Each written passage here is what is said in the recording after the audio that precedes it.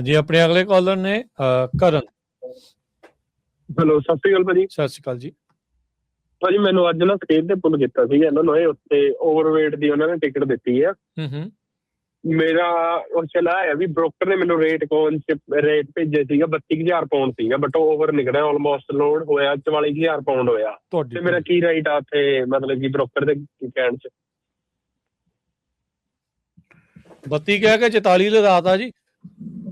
ਤੇ ਤੁਸੀਂ ਆਪਣਾ weight ਉਹਨੂੰ ਕੀਤਾ ਸੀਗਾ, ਆਪਣਾ ਸਕੇਲ ਨਹੀਂ ਕਰਵਾਈ ਮੈਂ, ਸਿੱਧੇ ਬੇਸ ਸਟੇਸ਼ਨ ਤੇ ਐਂਟਰ ਹੋਇਆ ਤੇ ਮੈਨੂੰ ਫੀਲ ਵੀ ਨਹੀਂ ਆਇਆ, ਸਿੱਧਾ ਟਿਕਟ ਹੀ ਮਿਲੀ ਹੈ। ਮੋਸਟਲੀ ਭਾਜੀ ਮੈਂ ਇਹ ਇੱਕ ਗੱਲ ਕਹੂੰਗਾ ਕਿ ਜਦੋਂ ਅਸੀਂ ਵੀ ਟਰੱਕ ਚਲਾਇਆ ਹੈਗਾ ਆ, ਜੇ ਮੈਨੂੰ ਕੋਈ $32,000 32,000 ਪਾਉਂਡ ਕਹਿ ਕੇ ਲੋਡ ਚੁਕਵਾਉਂਦਾ ਨਾ, ਤੇ ਤੁਸੀਂ ਜੇ ਐਕਚੁਅਲੀ ਜਿਹੜੇ ਪ੍ਰੋਫੈਸ਼ਨਲ ਟਰੱਕਰ ਹੈਗੇ ਆ, ਆਈ ਨੋ ਮੈਂ ਇਹ ਨਹੀਂ ਕਹਿ ਰਿਹਾ ਕਿ ਤੁਸੀਂ ਨਹੀਂ ਹੈਗੇ, ਪਰ ਮੈਂ ਇਹ ਕਹਿ ਰਿਹਾ ਕਿ ਜਿਹੜੇ ਵੀ ਪ੍ਰੋਫੈਸ਼ਨਲ ਟਰੱਕਰਸ ਹੈਗੇ ਆ, ਜਦੋਂ ਟਰੱਕ ਨੂੰ ਸਟਾਰਟ ਕਰਕੇ ਤੋਰਦੇ ਆ ਨਾ, ਤੇ ਤੁਹਾਨੂੰ ਨਾਲ ਹੀ ਪਤਾ ਲੱਗ ਜਾਂਦਾ 44,000 ਤੇ 32,000 ਦੇ ਲੋਡ ਦਾ ਫਰਕ ਪਤਾ ਲੱਗ ਜਾਂਦਾ ਰਾਈਟ ਵੇ। ਤੇ ਉੱਥੇ ਸ਼ੱਕ ਪੈਣ ਦੇ ਆਧਾਰ ਦੇ ਉੱਤੇ ਮੈਂ ਰਾਈਟ ਵੇ ਕਹੂੰਗਾ ਕਿ ਮੈਂ ਸਕੇਲ ਕਰਾ ਲੈਣਾ। ਸੋ ਆਈ ਥਿੰਕ ਇਹ ਜਿਹੜੀ ਸਿਚੁਏਸ਼ਨ ਹੈਗੀ ਆ, ਇਹ ਸ਼ਾਇਦ ਸ਼ਿਪਰ ਦੀ ਹੋ ਸਕਦੀ ਆ। ਤੁਸੀਂ ਜਿਹੜੇ ਲੋਡਿੰਗ ਪੇਪਰ ਵਰਕ ਆ ਉਹ ਸਾਈਨ ਕੀਤੇ ਆ ਜੇ, ਉਹ ਦੇਖੋ, ਤੇ ਜੇ ਤੁਹਾਨੂੰ ਜਿਹੜੀ ਬ੍ਰੋਕਰ ਨੇ ਤੁਹਾਨੂੰ ਕਨਫਰਮੇਸ਼ਨ ਦਿੱਤੀ ਆ ਉਹ ਦੇਖੋ।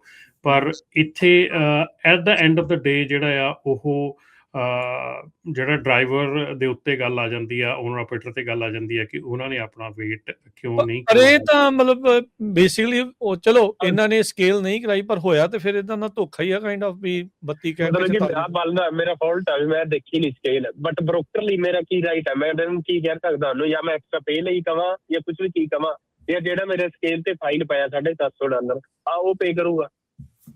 ਹਾਂਜੀ, ਤੁਸੀਂ ਕਹਿ ਸਕਦੇ ਆ ਬ੍ਰੋਕਰ ਦੇ ਨਾਲ ਇਹ ਤੁਸੀਂ ਚੀਜ਼ਾਂ ਡਿਸਕਸ ਕਰ ਸਕਦੇ ਆ, ਕੋਆਰਡੀਨੇਟ ਕਰਕੇ ਇਹ ਚੀਜ਼ਾਂ ਉਹਦੇ ਕੋਲੋਂ ਲੈ ਸਕਦੇ ਆ। ਬਟ ਜੇ ਬ੍ਰੋਕਰ ਉਹਦੇ ਤੇ ਨਾ ਕਰ ਜਾਂਦਾ ਹੈ ਤੇ ਆਈ ਡੋਂਟ ਥਿੰਕ ਸੋ ਕਿ ਉਹਦੇ ਵਿੱਚ ਮੈਂ ਤਾਂ ਫਿਰ ਕਹੂੰਗਾ ਲੱਗਦਾ ਸ਼ਾਇਦ ਰਮਨ ਜੀ ਇਹਨਾਂ ਨੂੰ ਸਮਾਲ ਕਲੇਮ ਕੋਡ ਦਾ ਸਹਾਰਾ ਲੈ ਸਕਦੇ ਆ ਵੀ ਇਸ ਤਰੀਕੇ ਦੇ ਨਾਲ ਧੋਖਾ ਹੋਇਆ। ਲੈ ਸਕਦੇ, ਬਿਲਕੁਲ ਜੀ ਲੈ ਸਕਦੇ।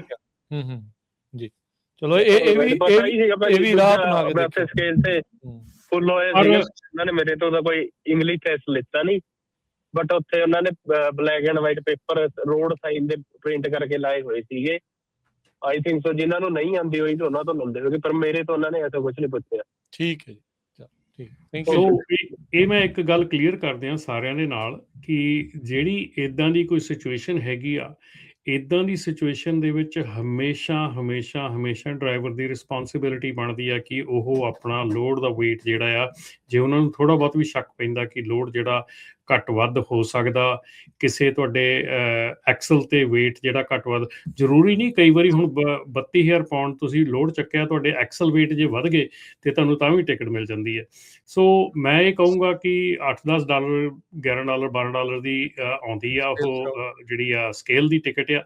ਸੋ ਉਹ ਬਹੁਤ ਜ਼ਰੂਰੀ ਹੁੰਦੀ ਆ ਉਹ ਕਰਾਉਣੀ, ਕਿਉਂਕਿ ਉਸ ਤੋਂ ਬਿਨਾਂ ਜਿਹੜਾ ਆ ਤੁਸੀਂ ਪ੍ਰੂਵ ਨਹੀਂ ਕਰ ਸਕਦੇ ਕਿ ਤੁਸੀਂ ਠੀਕ ਆ ਔਰ ਜਿਹੜਾ ਸਕੇਲ ਆ ਉਹ ਗਲਤ ਹੈ। ਤੇ ਜਦੋਂ ਸਕੇਲ ਕਰਾਉਣੇ ਆ ਫਿਰ ਆਪਾਂ ਰਾਈਟ ਵੇ ਉਸੇ ਵੇਲੇ ਬ੍ਰੋਕਰ ਨੂੰ ਕਾਲ ਕਰਦੇ ਹਾਂ ਵੀ hey you told me it's 32,000, it's 44, so what's going on? Either I'm not going to take the load or either you pay me more or whatever. So ਉਦੋਂ ਤੁਸੀਂ ਉਹ ਜਿਹੜੀ ਆ ਉਦੋਂ ਗੱਲ ਕਰ ਸਕਦੇ ਆ। So at the end of the day broker shipper ਇਹਦੀ ਕੋਈ ਰਿਸਪੌਂਸਿਬਿਲਿਟੀ ਲੈਂਦੇ ਨਹੀਂ ਹੁੰਦੇ, ਇਹ ਜ਼ਿਆਦਾਤਰ ਡਰਾਈਵਰ ਦੀ ਰਿਸਪੌਂਸਿਬਿਲਿਟੀ ਆ ਜਾਂਦੀ ਆ, because once the load is loaded in your trailer it's your responsibility to take care of it.